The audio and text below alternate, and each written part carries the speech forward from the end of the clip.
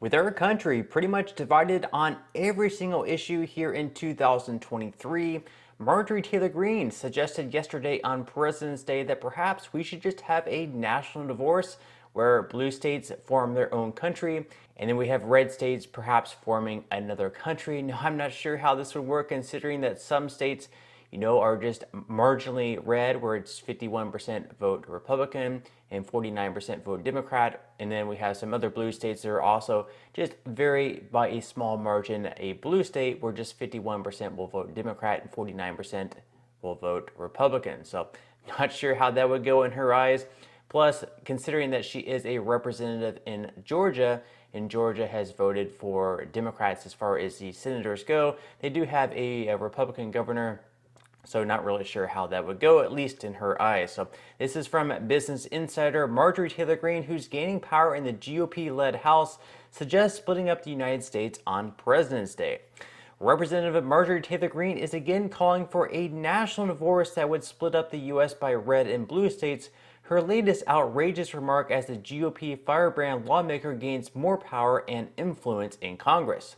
She said, quote, "From the sick and disgusting woke culture issues shoved down our throats to the Democrats' traitorous America Last policies, we are done," Greene tweeted on President's Day on Monday. This isn't the first time the 48-year-old lawmaker has called for a national divorce scenario that would see the country divided up between Republicans and Democrats. In December 2021, she tweeted about the idea while suggesting that people moving from blue to red states should be barred from voting for some time. Now, of course, there was always the debate on whether or not the people moving from blue to red states back in 2021 during the pandemic were actually really Republicans wanting to move to the red states to have, I guess a more free lifestyle where they weren't, completely masked up or forced to stay at home, or if these were people voting for Democrats that wanted to move to a more affordable state, such as Florida or something, where California housing is very expensive, so they wanted to move to a more affordable state like Florida or Texas. So Marjorie Taylor Greene tweeted out yesterday, "We need a national divorce. We need to separate by red states and blue states and shrink the federal government. Everyone I talk to says this. From the sick and disgusting woke culture issues shoved down our throats to the Democrats' traitorous America Last policies, we are done." So pretty bold statement there by Representative Marjorie Taylor Greene yesterday. Let me know what your thoughts are in the comment section below.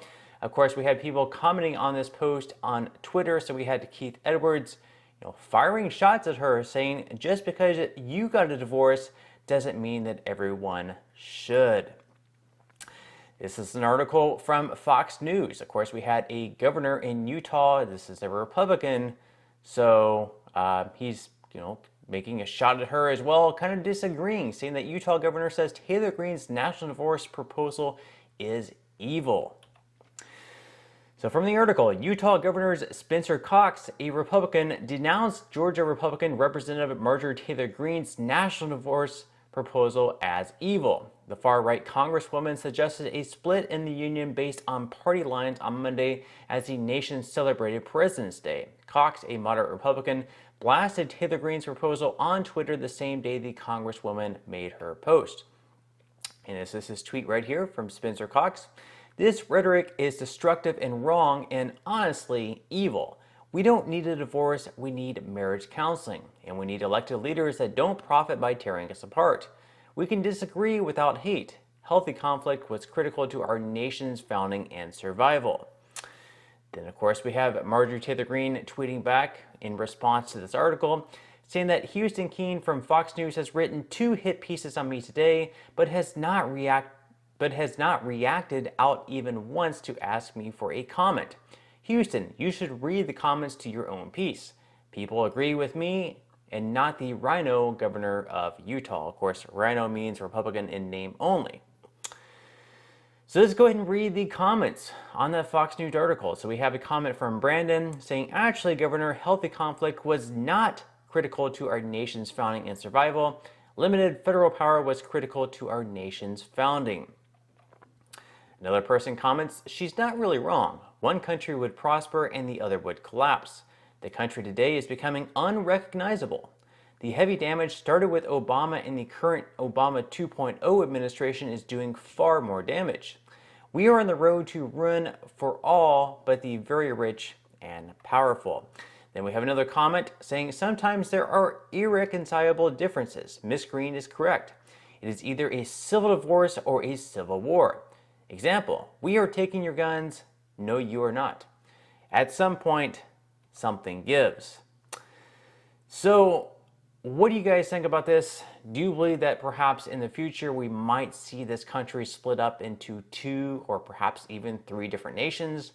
And how do you believe that would take place? For example, once again, if we have a state that is, either a small majority Democrat or a small majority Republican, how would that take place? Plus, you have to factor in that in most of the red states, even in the big cities, they vote Democrat. And in a lot of the heavy blue states like California, it's pretty much only the big cities that are voting Democrat. So you have like Los Angeles, San Francisco. Those 2 cities, for example, are voting very Democrat. But then you go to the more rural areas, and even those are very heavy red. If you look at any map as far as voting goes, whether it's for a presidential election or anything, it's always the very blue areas are in the bigger cities. And then, of course, the more rural you get in every state, it becomes more Republican. So would it be fair to people who live outside the big cities to have to, deal with Democratic policies? I guess they would be forced to move to a different state if they wanted to, or I guess a different country if they split up.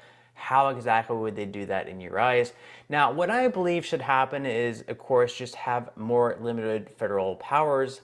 More limited federal government, where we kind of allow states to pick their own laws, kind of what the founding fathers, pictured this union to be whenever it was first founded, where states get to control certain things. So, for example, if California wants to have very strict gun laws where people aren't allowed to own guns at all, then that could be something that they could enforce. Or if they wanted to have strict lockdown policies, strict COVID policies during that time, that would be fine.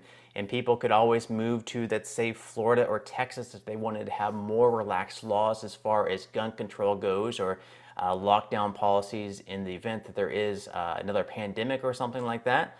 And people could kind of pick and choose based on the state's policies. And I think we saw a lot of that taking place, where we had all these people leaving California to states like Nevada, Texas, and California that were a little bit more relaxed on their COVID policies. So I think that's something that should definitely happen. We should have the federal government not controlling what states are able to do and not to do.